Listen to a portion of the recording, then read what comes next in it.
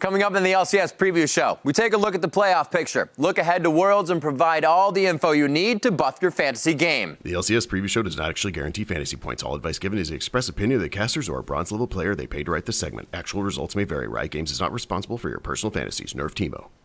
And on that note, the LCS Preview Show starts right now.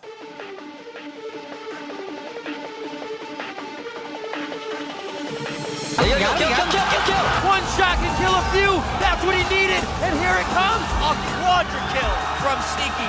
What an insane fight. Could be from Chase. Okay.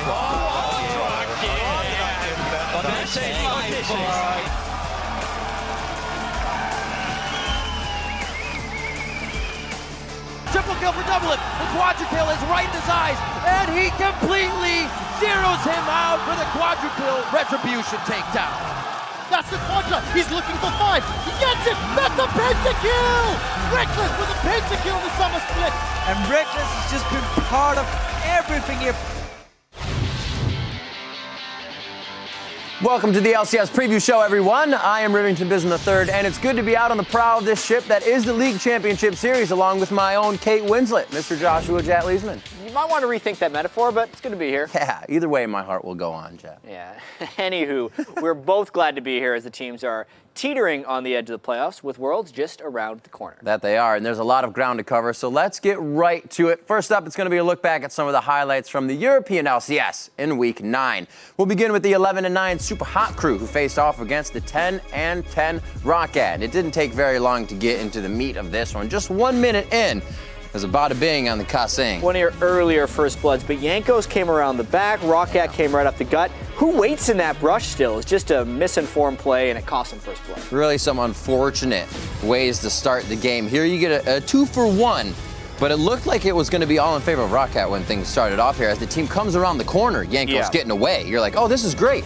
Rocket was really hoping to come back in the game right here because you can see they're down about 6,000 gold, but just the way the fight ended up crumbling. Yes, they picked up Kasing, but he's just a Thresh support. The 2 kills were much more important, and they take this for the victory. Selfie always coming up big in the late game, really helping Super Hot Crew to come up big, and a double kill on Orianna 23 minutes in is only an item threshold she loves to hit. Next up, we're looking at Gambit versus Alliance. Diamond returning on Rengar this time. Shook on the Riven. Yeah, this was a nice style pick by Shook. Even though he did it 2 times this week, just kind of pulling out the new jungler against Diamond, the guy who usually used to innovate the jungle. Added insult to injury here. Diamond goes in when he shouldn't have. Another one. They see the tidal wave views and they feel the waters are safe to dive in. Yeah, definitely not. And Rengar can see everyone. That's why that was so perplexing by Diamond. And just look, this is how it feels. It feels good to be that fed on Riven. Shook had some great games in the ULCS on that channel. Takes the Syndra ult just because he can. Alliance crushed. Yeah, crushed and broke their losing streak thanks to Shook coming up huge. Everybody in All-Star on that team coming up towards the end of the split.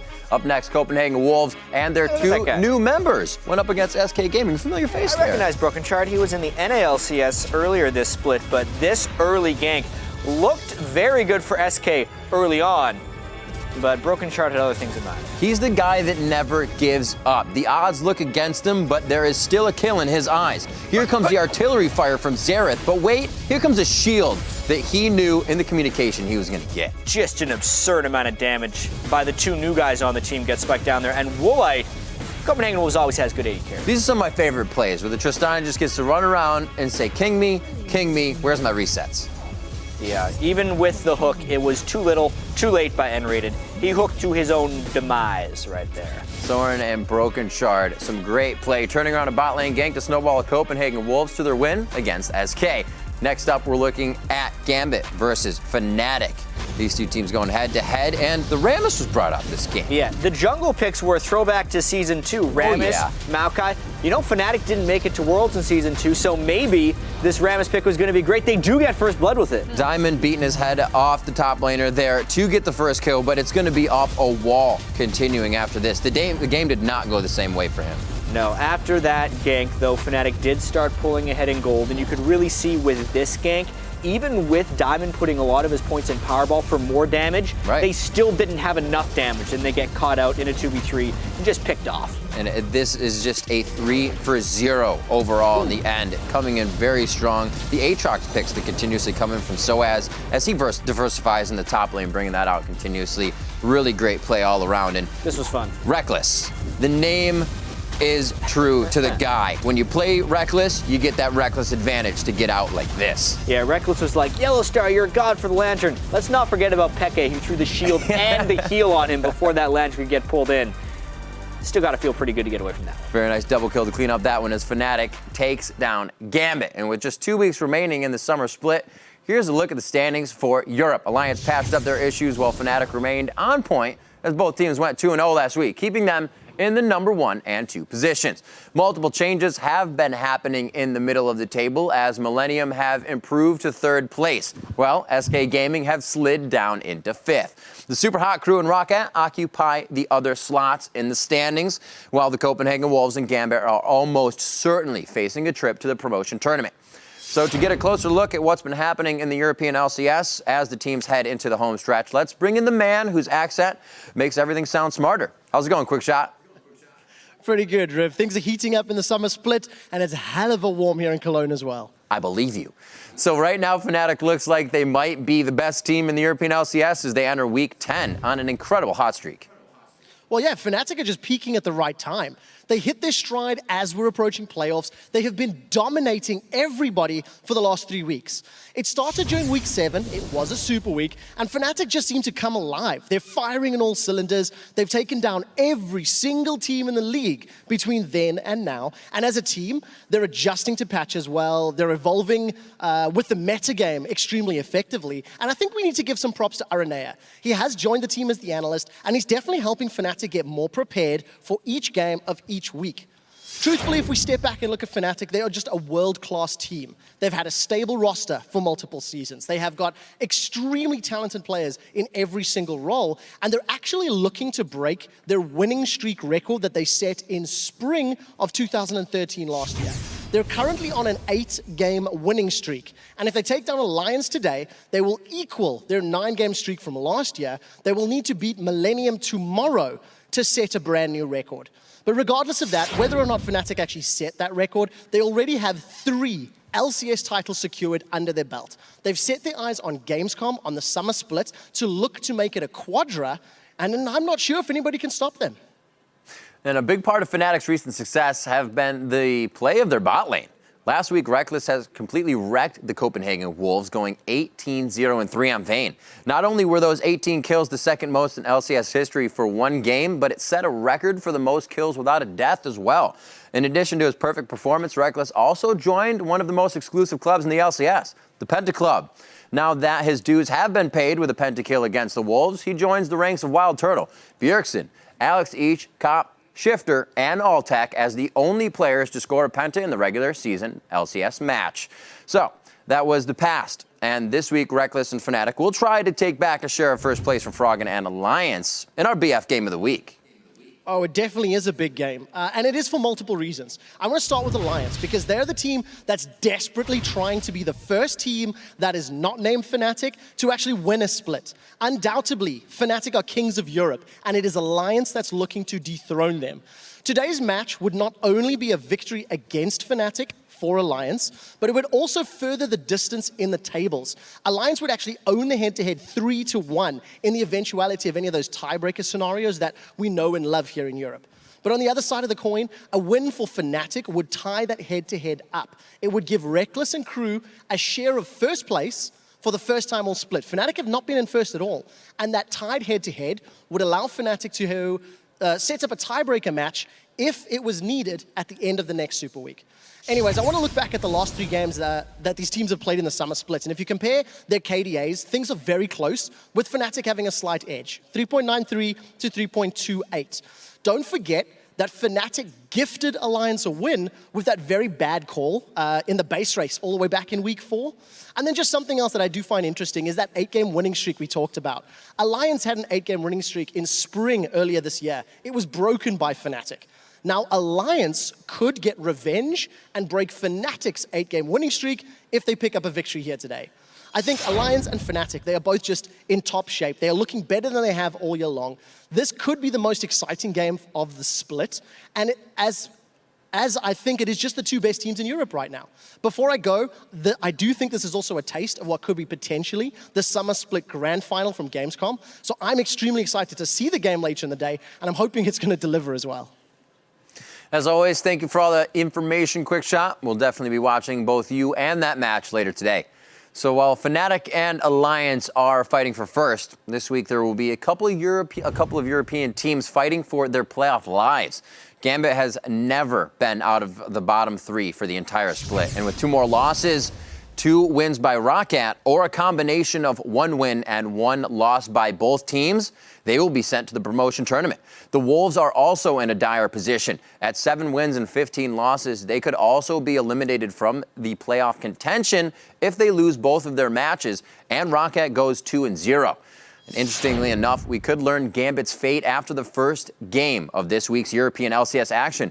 Gambit's playoff hopes are on the line as Thursday's matches kick off with Roccat versus Gambit. Like we said, a win by Roccat and Gambit is out.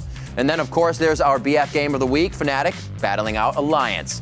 On Friday, we've got 4 more matches, including a showdown between SK Gaming and Roccat, as both teams look to stay out of that relegation zone.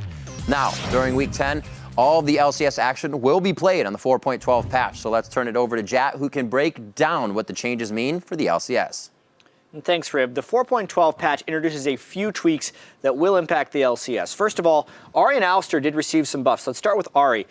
She hasn't been able to keep up in a lot of ways. The Assassins haven't been that big with 80 carries becoming stronger, but this will actually help her wave clear to get to the point where she can assassinate. Orb Deception, cheaper, better ability power ratio, which means it will be better at wave clear.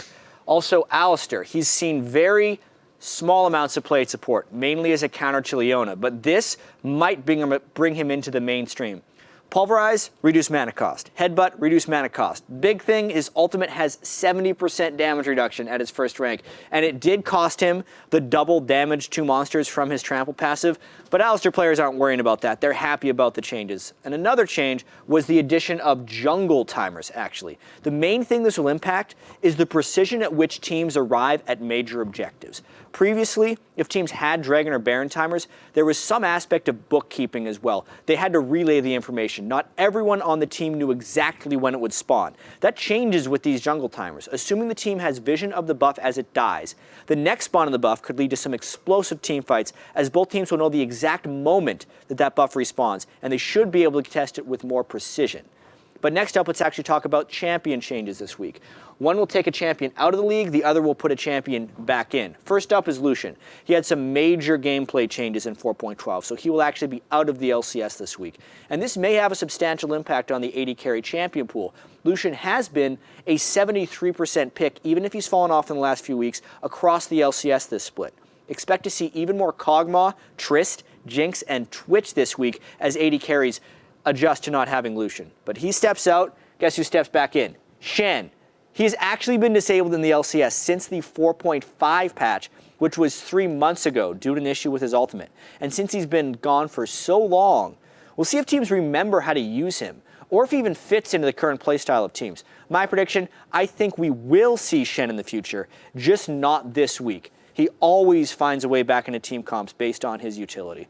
But let's actually turn from the patch to the Fantasy LCS. Studs, duds, sleepers, and alerts coming out of Week 9 and Week 10. First, though, let's take a look at the studs. Creaton, 71 points. This guy has been a top performer all split, as has Reckless, and nothing was different last week with that Pentakill. 64 points is actually low when you consider how many he had in that first game. Also, Quas, big performance. Top laners do not score huge amounts of points often. 62 points is huge considering he was only estimated for 27. Let's actually turn to some duds from guys who had been performing very well. 2 COG players make this list. Aphromoo, mid-season MVP by the preview show here, 20.7 points is not a performance you expect when you have such a powerful support on your roster. Dexter as well, high risk, high reward play style, also leads to some failures sometimes, 19.3 points. And Dyrus, the pillar of consistency for TSM, falls flat here, only getting 16.7 points. But looking ahead, we got to take a look at some of the sleepers. Overpow. Rocket had a tough Week 9, losing both games, but the team has been surging, and Overpow should be a solid pick in points as they face Gambit and SK. SK's on a slide, remember. The Super Hot Crew as well has the same competition. Mr. Rowlitz is a strong pickup because he pretty much always gets decent points as AD carries, even more so against his competition. And we have to call out Voyboy as well, versus Counterlogic Gaming and Evil Geniuses, two teams that Curse have actually excelled against, and Voyboy has been putting up huge numbers if you've been keeping track of him. So if you have him, definitely play him. And there's some alerts you need to pay attention to as well. Glebe, he has been benched in case you missed the news. We'll discuss it in detail later, but in the meantime, make sure he is out of your starting lineup as well. Cutie Pie, he's playing a red-hot Cloud9 and a Complexity team that he's actually done really poorly against. Against Complexity, Cutie Pie has twice as many deaths as he does kills. Does not translate well into fantasy. And N-rated is on SK right now, who is in a slide, plus support players with losing teams generally just have really poor performances. But with those fantasy tips in mind, it should improve your week drastically in the standings, because that's the important thing about the... Whoa. Now wait just a second, Jet. Isn't there a matter of the bet from last week that we need to settle? Yeah, maybe there is, Claky D. I'm not quite sure what you're referring to. The bet where I was right because Curse did so well in fantasy. No, I mean the bet where I was right. And this time, 56% of the tweets out there backed me up. Ooh, look at you with the numbers. 56% of the tweets. Who cares about the numbers of when Curse had more points? Ooh. That music is lovely, by the way. It really helps. Anyway, I did not forget about this. Let it be said, slow down, Jack. Flaky, Let's slow down. that I am a man of my word. Woo. You know, you better be happy about this because you look good. I did actually win the bet, I would have to say. And for some reason, the preview show staff thought the tweets should be open until yesterday, when really the only people getting tweets were all the people you went around to were like, let's vote for Claky D, let's make Jet wear this shirt. Anyway, there it is. Yes, just one step closer to world domination. Goodbye, Claky. Now, it's time to go behind the scenes and hear what the players wish you couldn't hear until now. That's right, it's time for All Chat. I can't believe he's playing a trackball, to be honest. Doesn't it feel bad to losing on someone who has a trackball? Yeah. So we'll make sure we don't lose. Do you know what I want today, guys? Yeah. A win? No. Sushi. Are you guys ready? Yeah. Ready? Ready? Happy birthday to you.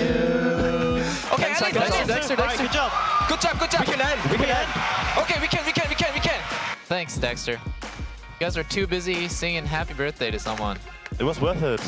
So clapping wins your lane? Yep. Why aren't you clapping? There you go. Oh yeah, we do the ritual. You remember season spring split? Oh yeah. Hold hands. Come on. Wasn't that when we went 0-7? On me. Coming. I'm running. Oh shit, you're dead. No, you're not.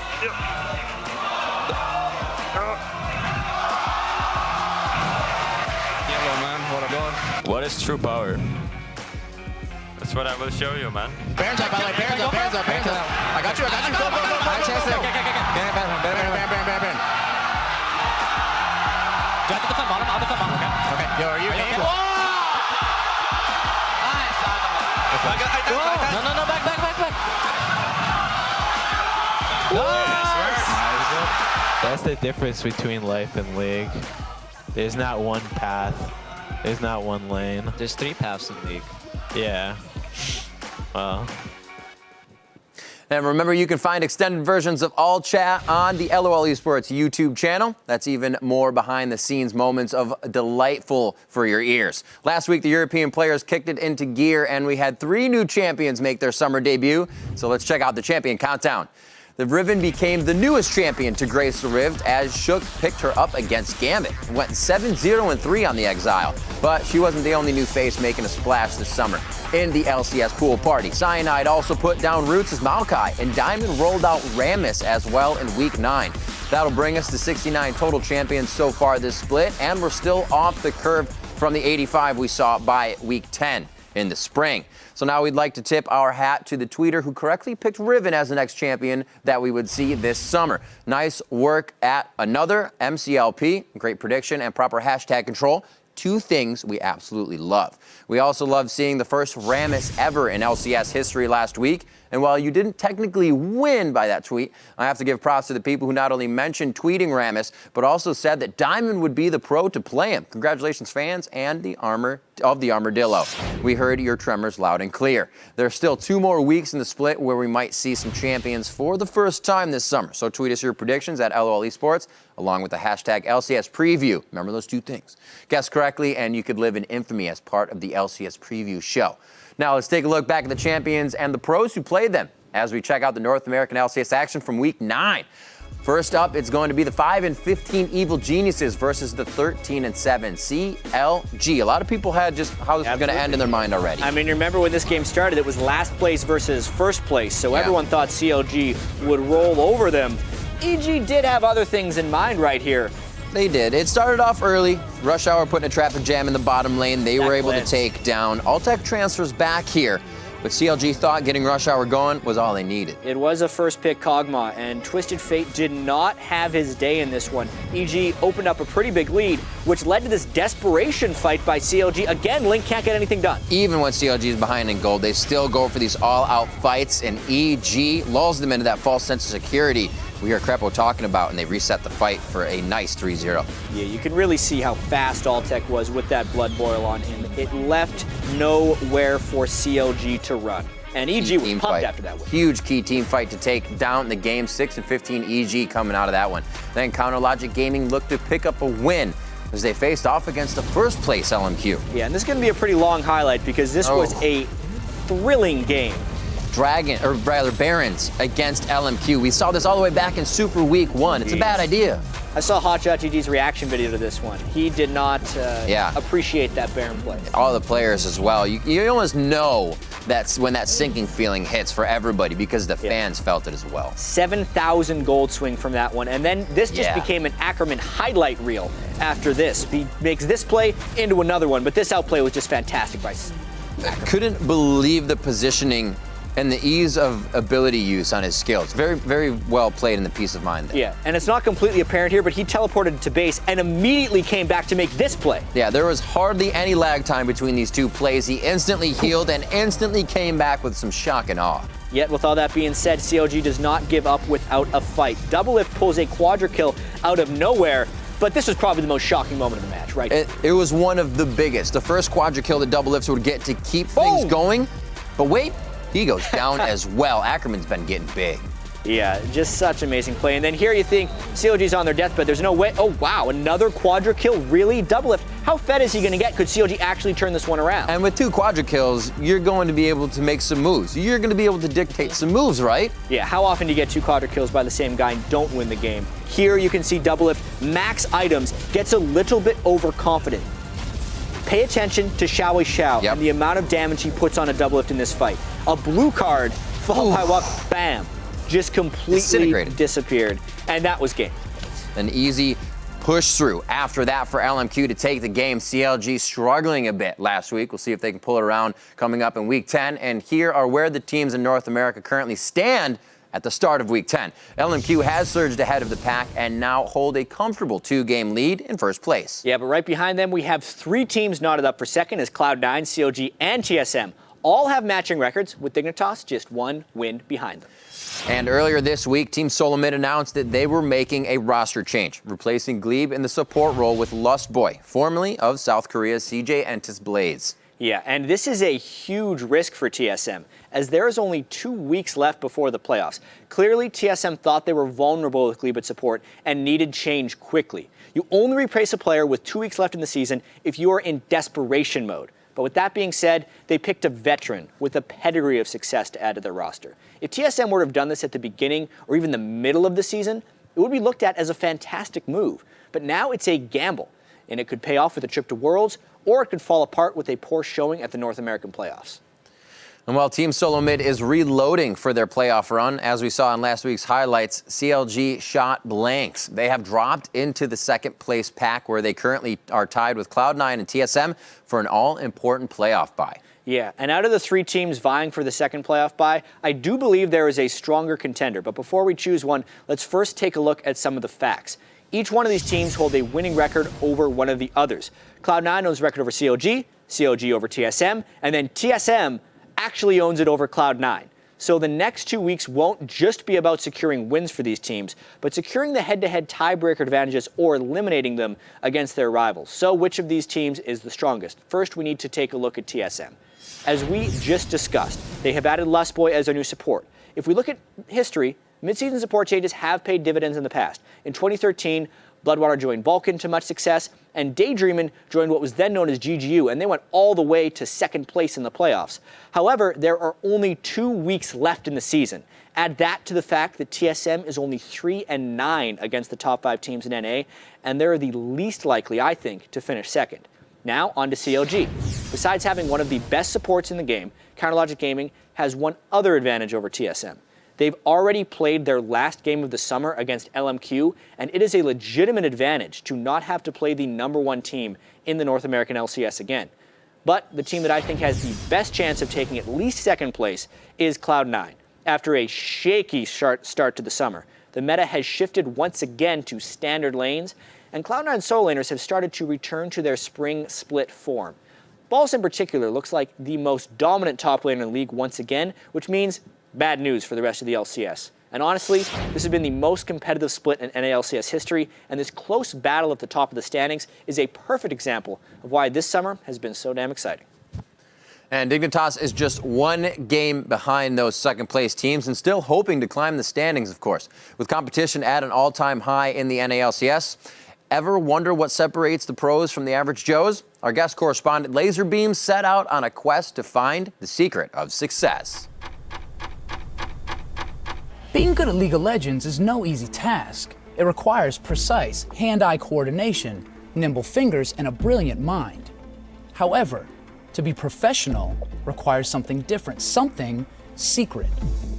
But what is this secret? Some would say hard work, others camaraderie. Maybe it's Hot Pockets, the cheeseburger flavor, I don't know. But what I do know is, I'm going to find out. I sat down with Dignitas to reveal the elusive edge to professional success. How many hours a night do you sleep? 8. 7 to 8. Not bad. Follow-up question, what do you dream about? Ooh, man. I dream about a lot of things. Like, I actually don't dream about anything now that I think about it. How many right clicks can you do in a minute? Maybe 500. Damn. Time. Is this mouse even regulation? What are your pregame rituals? My pregame ritual is I either take a dump in the C9 or EG room. I'll say a word. You say a word or phrase that first comes to mind. Okay. Let's go. I'm not ready though. Okay, how long do you need? Okay, now I'm ready. Okay, excellent. Yeah. Dignitas. Great. Fantastic. Superb. Outstanding. Keep going. I can't think of anyone. That felt now. good. Secret. I'm not gonna tell you my secret. Okay. Okay. Secret. You'd like to know, wouldn't you? Yeah, I would. The secret is... Oh, I'll tell you my secret. Come a little closer. You gonna tell? Okay. Every time we win, we win. I didn't find the secret I was looking for. Anxiety began to take over. I was scared. Scared that I would never unearth the secret to being a pro. Until. Sometimes, when you least expect it, fate hits you like an infected cleaver to the face. Hand warmers! That's it! The hand warmer was invented in 1923 by Japanese inventor Nishi Matoba to keep hands comfortable and at optimal performance temperature. Because of the pro team's continuous hand warmer usage, they're constantly increasing their hands' blood flow and circulation, resulting in a faster reaction time and a higher creep score. In every sport, innovation spontaneously occurs. And when it does, it advances the level of gameplay. In football, it was the forward pass. In basketball, it was the slam dunk. And in baseball, it was steroids. Kudos to the LOL pros for discovering that warm hands bring great success. This isn't an opinion, it's science. This is Laser Beams for 3 minutes. Awesome stuff. And hand warmers are actually the secret for the preview show as well, in case you've been wondering. Oh, that's what those are for. They're your hands. Explains so much. So speaking of warming up, we're going to go ahead and put that down. The North American LCS will turn up the heat this Saturday. as they kick off their Week 10 matches. Their matches begin with LMQ versus Complexity, and then later in the day, Cloud9 will try to fend off Dignitas, who will be looking for a win to climb those rankings. Yeah, and Sunday will begin with EG taking on Curse, followed by a top-of-the-table battle between Cloud9 and LMQ. And it's nearly time for the European LCS to kick off their games, but let's take a moment to look back at the edge of your seat plays from Week 9. I know I want to, or as Reckless can now call them, the Penta. And coming in at number 5, Ackerman's Gravis goes into overdrive. Oh, wait a minute! Oh my God, the home guard Ackerman comes in, and he wants to share a cup with Double Lift. Oh, look, you see how he body slammed through the wall to dodge the chompers? Man, fat man reflexes. And at number 4, we welcome the new Nidalee to the LCS. Whoa, whoa, whoa! Straight under the turret, tries to 1v1 again. Gonna throw it on his shoulder! Oh, he gets the auto attack and it just floats along. So this is what that new Nidalee looks like, huh? At number 3, Yellowstar offers safe passage to Reckless. Diamond does get in there with a stun. Taunt will go in Nick as can well. kill him. Stun comes out from Nick and Reckless. Is he going to go down? There's a protection from Oriana. Oh, the lantern! He took the lantern. He managed to get away, and they get a shutdown on Nick. Diamond goes down as well. And would you believe it? Reckless there with hardly any health. He punches the air in celebration there. Yellowstar again coming up big to save his life. Coming in at number 2, Ackerman puts an end to Double Lift's excitement. Oh, wow, whoa! Vasily, he needs to use the fast fingers. Both summoners to get out of that one alive. Oh! The Great sniper! Double Lift hits it! Can he get excited enough? The rest of the team is hit. Double Lift has put himself now in a 2v1 situation. Another hit! Triple kill for Double Lift. The quadra kill is right in his eyes. The zap hits the backside of Ackerman. He is going to be going down. Tries to hit out Double Lift. Oh my God! And he completely zeroes him out for the quadra kill retribution takedown. I cannot believe Ackerman killed Double Lift right there. And our number 1 play in this week's Penta was a Penta. Their sentence goes out, connects with Youngbuck. Tower's being secured in the background, and Youngbuck is going to get dashed on. Chum the Waters connects on Woolite, the best target possible. The exhaust was used on Peke, so damage was reduced. First kill secured by Reckless. We do see that's a double kill as he sidesteps the cocoon, looking for the triple. one more. Reckless Is has this got the gonna be triple. He's looking for broken shot. That's the quadra. He's looking for 5. Tower's down on the back line. Reckless may get the penta. He gets it. That's a penta kill. Reckless with a penta kill in the summer split. So good. Still have 2 weeks left for more Pentas. I'm sure somebody can grab one. Remember, you can always head over to LOLesports.com and find the preview shows home at the top of the page. Yeah, and that's where you can relive the glory days of our past episodes by watching them all over again. I know I do. If only we sold Claky D Was Right shirts there as well. Yeah, sure. That'd be great. We're about to close out another installment of the LCS Preview Show, but first up, we would like to address something. Last week, we took a look at Tabs' recently underwhelming performances. Apparently, Tabs took issue with our critique, and today we want to clear the air. We did name Tabs as our midseason MVP, and for good reason. He has proven that he can be the hero that Alliance needs and deserves. So, we salute you, O King of the Keys, in our last hit.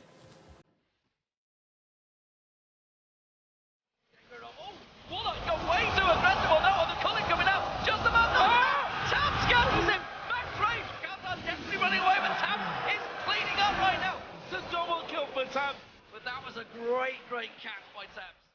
And it's Tabs that picks up the kill. Tabs is